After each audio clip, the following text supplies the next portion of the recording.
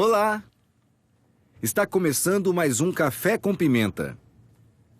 E no programa de hoje temos uma celebridade.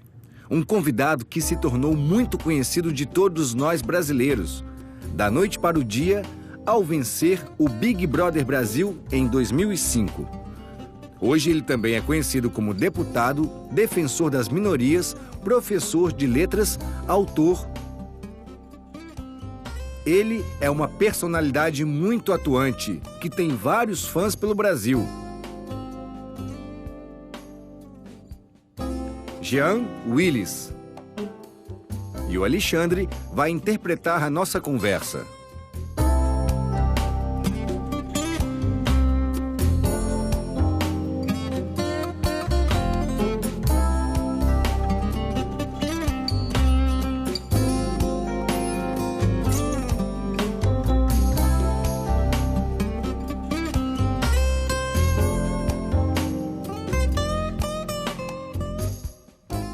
Olá, Jean, tudo bem?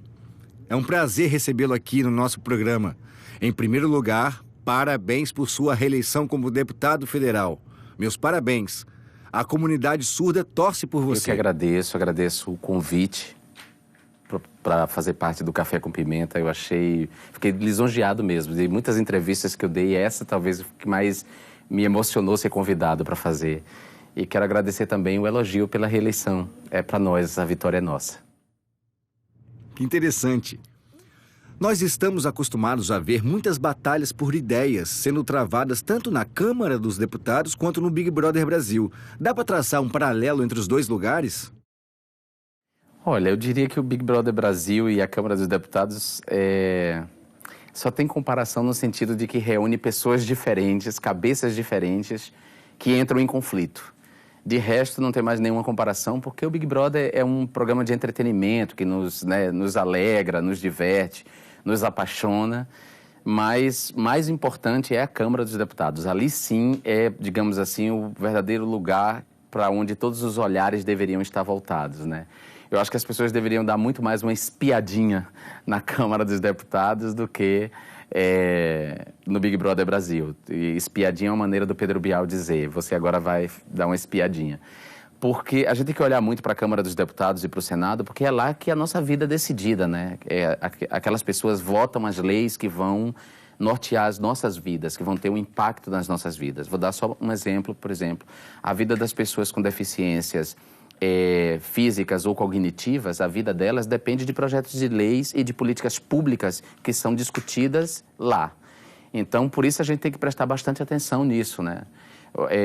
Vou te contar, nunca havia acontecido na Câmara uma audiência pública acessível, plenamente acessível. A primeira que se realizou foi esse ano, se realizou graças ao meu mandato junto com a Escola de Gente, que é uma escola que trabalha com teatro acessível. Então, foi uma audiência que não só teve acessibilidade física, mas também cognitiva, com intérprete de Libra, audiodescrição.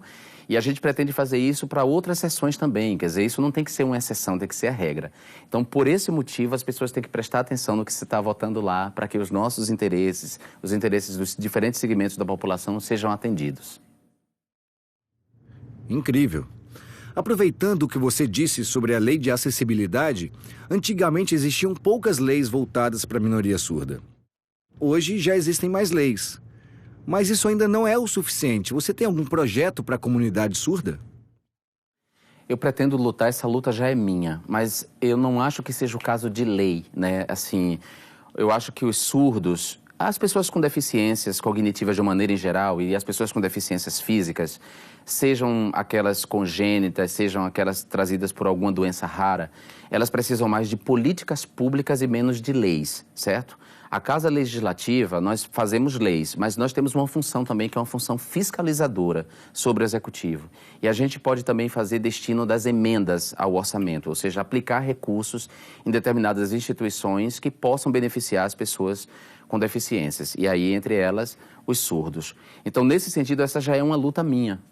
Essa batalha que a gente fez lá, de fazer a primeira audiência pública plenamente acessível, faz parte disso.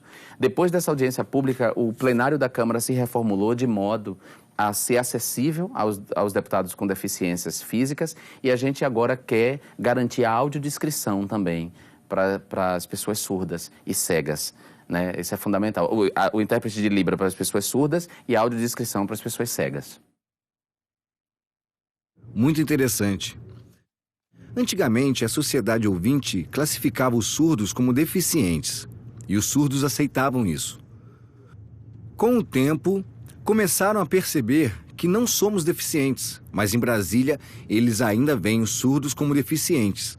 E nós, surdos, não somos deficientes. A sociedade ainda faz essa confusão.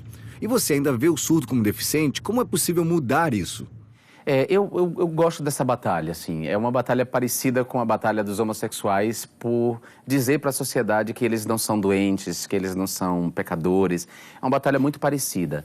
Na verdade, a gente acaba incluindo no rol, né, nesse rol de lutas, por uma questão estratégica, mas a gente tem consciência de que as pessoas surdas apenas partilham um outro modo de apreender o mundo, que é diferente do meu modo. É só um modo diferente de apreender o mundo.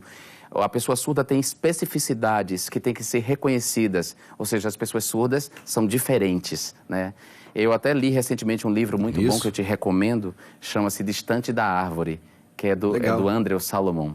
E o livro começa com a história de um casal de mulheres lésbicas surdas que decidem ter um filho surdo. E isso causa um escândalo na sociedade americana, porque é como se elas optassem por ter um filho deficiente. E elas dizem não, nós queremos ter um filho como nós queremos que ele cresça tendo uma referência positiva que é a nossa. Então, essa é a maneira que eu compreendo essa questão. Bom comentário. Eu estava lembrando que eu fiz um programa como palhaço, o Vendo Vozes, que era só em Libras com atores surdos e durou 1 ano, era bem legal. Só que depois, quando o governo viu que só tinha surdos, ele não foi aceito. Aí mandaram incluir cegos, cadeirantes. Só que os cegos e cadeirantes têm a mesma língua e os surdos têm outra língua, que é a língua de sinais.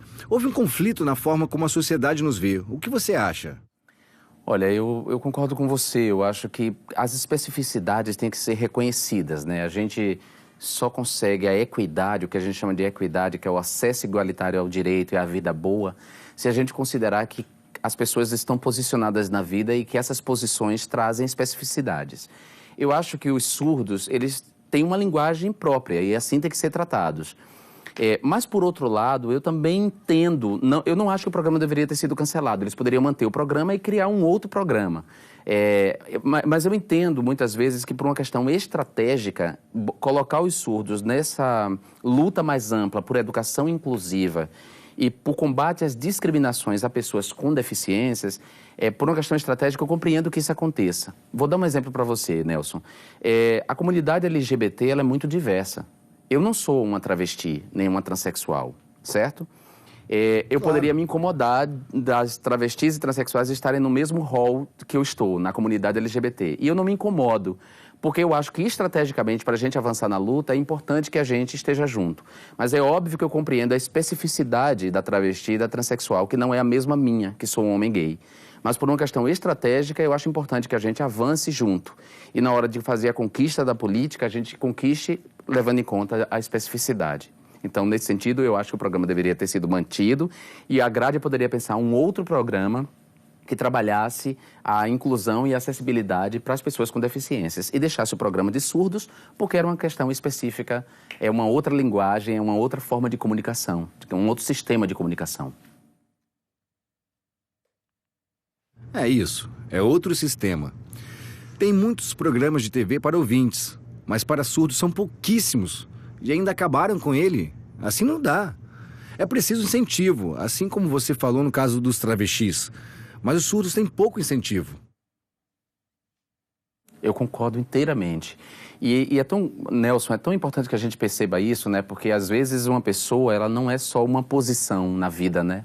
Ela não está posicionada na vida apenas por um aspecto. Outro dia eu estava no metrô, eu estava indo para a faculdade dar aula, dava aula na SPM na época, e no metrô tinha um grupo de uns 5 surdos gays conversando entre eles. E eu fiquei fascinado, assim, né? Eu percebi, óbvio, que eles eram gays. A identidade gay se expressava, mesmo na ausência de palavras, né? Mesmo na ausência mesmo que eles não partilhassem a mesma língua que eu percebi claramente que eles eram gays.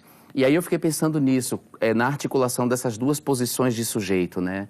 De você sofrer uma discriminação e você não ter acesso a serviços por ser surdo e, ao mesmo tempo, também sofrer discriminação e não ter acesso a direitos por ser gay. Então, é nesse sentido que a gente está posicionado na vida e isso pode trazer o que a gente chama de desvantagens cumulativas. E por isso, Nelson, que o meu mandato e o meu trabalho é um trabalho muito mais amplo. Embora eu seja muito estigmatizado por conta da pauta LGBT, tem muita gente que não conhece, não acompanha meu trabalho, não se informa direito e acha que eu faço um trabalho só para defender a comunidade LGBT. Não é verdade. O meu trabalho é muito mais amplo por isso, porque eu compreendo que as pessoas, elas estão posicionadas na vida de maneira diferente. Tem um pensador francês chamado Gilles Deleuze, que ele diz uma coisa muito bonita. Ele diz que, no fundo, não existe a maioria. Todo mundo é, de certa forma, uma minoria. Se a gente for olhar bem, a gente está posicionado na vida por algum motivo que nos transforma em minoria. Seja a questão de classe, né? Se a gente é pobre, se a gente é trabalhador, né? Não é patrão. Se a gente é mulher, é minoria não numérica, né? Do ponto de vista da representação. Se a gente é negro, se a gente é índio, indígena, né? Se a gente é do Nordeste, se a gente não é. Se a gente é favelado, se a gente mora na cidade, se é gay, se é lésbica, se é travesti. Então, no fundo, a maioria não existe. Todo mundo é minoria e, por isso, a luta das minorias deveria ser a nossa luta. A luta de todos nós. Eu me lembro que quando eu participei do Grupo Arco-Íris, onde eu era um dos coordenadores, nós tínhamos um projeto para surdos e era muito difícil a nossa luta pelos surdos gays. Porque era a luta surda e a luta gay. E nós convidamos você para uma palestra, não sei se você se lembra, e que teve uma passeata do orgulho gay. Você lembra? Lembro do convite. Eu fiz 2 palestras no Arco-Íris, mas me parece que você está se referindo não necessariamente à palestra, mas ao encontro na parada. Isso, no carro de som. Eu queria aproveitar para conversar com você sobre projetos para surdos. Só que eu não consegui, porque você estava rodeado de fãs. Até que sumiram com você. Foi uma pena. Mas agora, com você aqui, vou aproveitar para te perguntar. Você pensa em algum projeto de lei específico para surdos? Olha, Nelson, primeiro eu quero te pedir desculpa, mas na parada, em geral, as pessoas de fato ficam solicitando para foto. Mas eu quero que você se sinta representado por mim e saiba que o meu mandato está à disposição para o que você queira propor de ideias, de projetos para a comunidade surda. Eu não pensei em nada específico, eu estaria mentindo se eu dissesse para você que eu pensei num projeto específico. A comunidade surda está incluída na minha luta ampla pela afirmação dos direitos humanos de minorias. E aí, cobrança por políticas públicas. Não um projeto de lei, mas política pública governamental, que venha do Ministério da Educação, do Ministério da Cultura, por exemplo, no âmbito da União, da Secretaria de Educação, Secretaria de Cultura no âmbito do Estado, né? E também do município, porque políticas inclusivas para a comunidade surda ou políticas que contemplem a cidadania da comunidade surda têm que vir dos 3 entes da federação. Não é uma responsabilidade só da União, da Presidência da República, mas também dos governos estaduais e dos governos municipais. Então, nesse sentido, eu vou, como deputado federal, cobrar essas políticas públicas, né? A gente aprovou, não sei se você sabe, o PNE, o Plano Nacional de Educação, e um dos itens mais controvertidos foi o item da educação inclusiva, né? Foi aquele, de fato, alvo de muitas batalhas, mas a gente conseguiu aprovar. A gente garantiu 10% do PIB, do Produto Interno Bruto, quer dizer, o total da nossa riqueza, 10% aplicados em educação. Esse recurso vai ser utilizado não só na construção de escolas acessíveis, né, de escolas inclusivas, portanto, que contemple a realidade e as especificidades da comunidade surda, mas não só dela, mas também no investimento no magistério, né, em melhor remuneração, plano de carreira e formação continuada para os professores. E aí eu volto àquele ponto. Para mim, todo professor da rede básica, ele deveria estar habilitado na linguagem de Libras. Entendeu? Para mim, e também ele deveria ter alguma noção de braille também, já que ele pode dar aula, pode ter um aluno cego em sala de aula. Eu espero que esse recurso seja aplicado. Para isso, a gente vai ter que combater a corrupção, né? Nós, como sociedade, temos que combater a corrupção. A corrupção é um mal que gangrena as estruturas públicas desse país. A corrupção não pertence a nenhum partido, mas ele, ao mesmo tempo, atravessa, infelizmente, quase todos os partidos, né? E a gente precisa, como sociedade, se habituar a ser honesto, né? E a tratar a coisa pública como coisa pública. E a gente vê que esse comportamento é um comportamento que é do cidadão comum. Eu acho que um aluno, por exemplo, de escola pública que quebra uma carteira, né, ou danifica um banheiro, ele não tem noção de que aquilo é dele. Ele acha que a coisa pública é algo fora dele. E quando, na verdade, é dele. Ele pagou por aqueles impostos. Os impostos dele pagou por aquilo, dos pais dele. Então, a coisa pública tem que ser respeitada. Eu acho que o nosso país precisa de um choque de republicanismo. E eu espero que esse choque assegure que o recurso da educação seja usado na construção de uma educação inclusiva. Precisamos de força na política. Mas existe uma pequena confusão. O PNE é um programa muito importante. Mas a sociedade confunde muito essa questão de bilinguismo, que é o ensino da língua de sinais e da língua portuguesa escrita. Isso é importante para o desenvolvimento da língua. Em Brasília, eles querem fazer essa inclusão junto com os outros alunos. Mas é preciso respeitar a questão linguística. A inclusão pode ser feita na sociedade, mas no âmbito educacional não funciona. A inclusão tem que ser social e não educacional.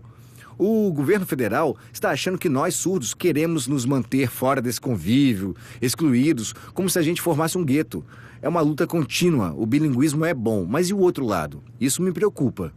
O que você acha disso? Eu acho, Nelson, assim, que a gente pode demorar, mas eu acho que a escola inclusiva, de fato, é aquela em que o surdo vai ser respeitado na sua especificidade. Ele vai ter a formação específica na língua dele, óbvio, com pessoas habilitadas, mas, ao mesmo tempo, ele também vai ser bilíngue. Ele também vai aprender a língua. Ele pode não falar, não expressar no plano oral a outra língua, mas ele pode expressar no plano escrito. E é fundamental que essa formação se dê em conjunto com alunos que também podem ter essa formação, porque o mundo é nosso, o mundo é comum, né? Eu creio que você não queira ficar isolado, convivendo só com pessoas surdas. Você queira se comunicar com pessoas como eu e com pessoas que falam uma outra língua. Então, se a gente conseguir garantir uma educação inclusiva nesse sentido, que a especificidade seja respeitada, né? Não é jogar simplesmente as pessoas no mesmo espaço, convivendo, sem o respeito à especificidade. Não, o respeito tem que vir. Mas, ao mesmo tempo que essa escola me habilite, a mim, aos meus filhos, que também falem a língua dos surdos, para se comunicar com o seu colega surdo, para que ambos tenham autonomia. E a pessoa surda, ao mesmo tempo, escreva, faça a expressão escrita da língua que eu expresso oralmente. E aí a nossa comunicação amplia, o nosso entendimento e o mundo se torna comum. Pode parecer romântico, mas não é. Eu acho que isso é possível. E quando eu falo em educação inclusiva, eu penso nesse sentido.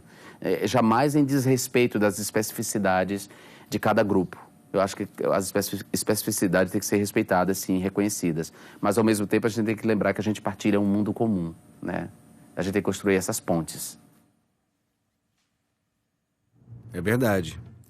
Antes era muito ruim, mas agora vem melhorando. Mas essa luta precisa continuar. Acho que ainda precisamos melhorar muito. Eu também acho, eu concordo com você.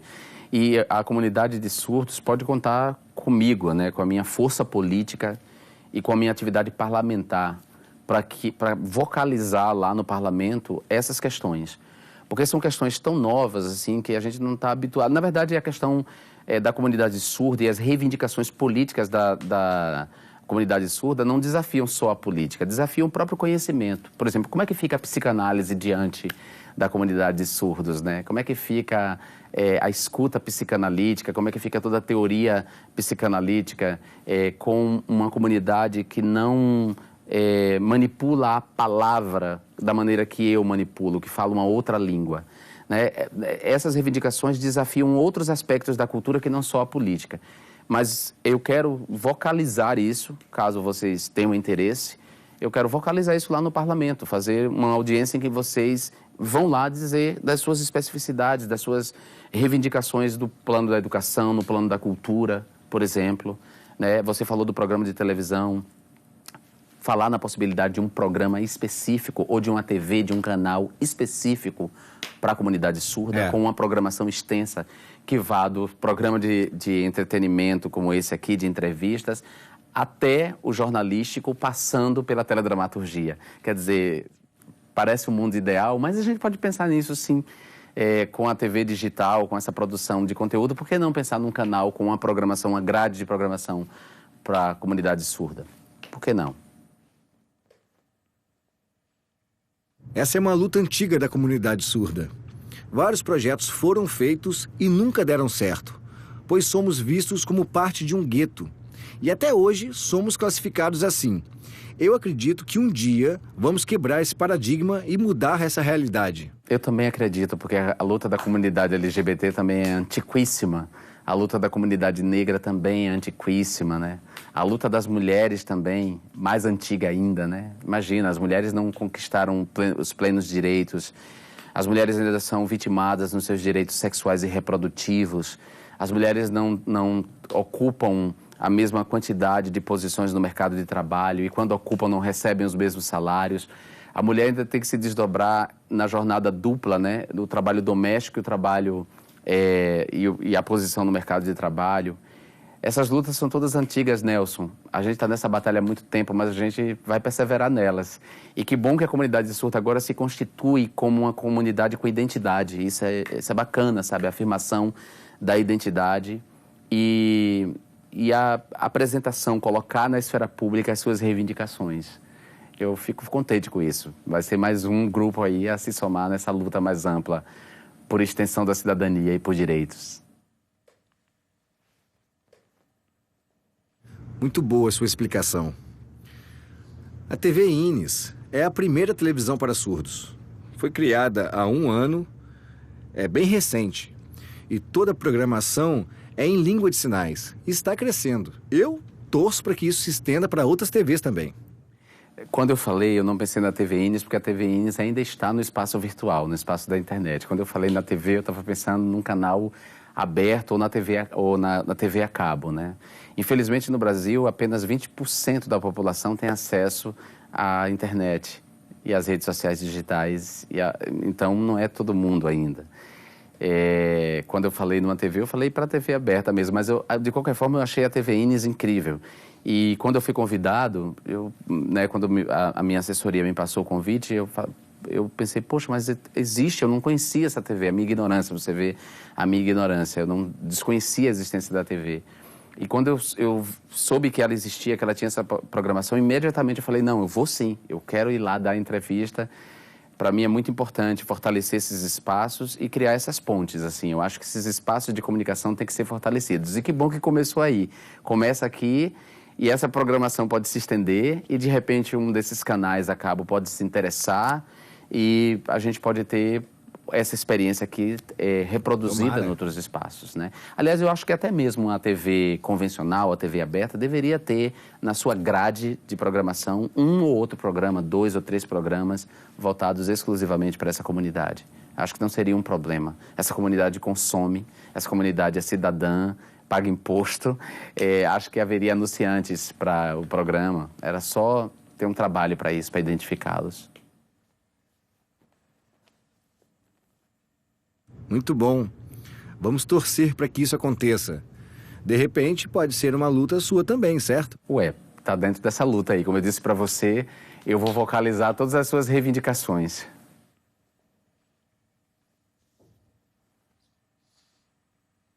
Eu quero saber mais sobre seus projetos em Brasília e tenho muitas perguntas a fazer. Mas nosso tempo é curto. Você aceita continuar essa conversa no próximo programa? Ok? Claro, para mim vai ser um prazer. Obrigado, muito bom conversar com você. Nós estamos aqui num bate-papo que se estendeu um pouco, mas nós ainda temos muita informação para dar.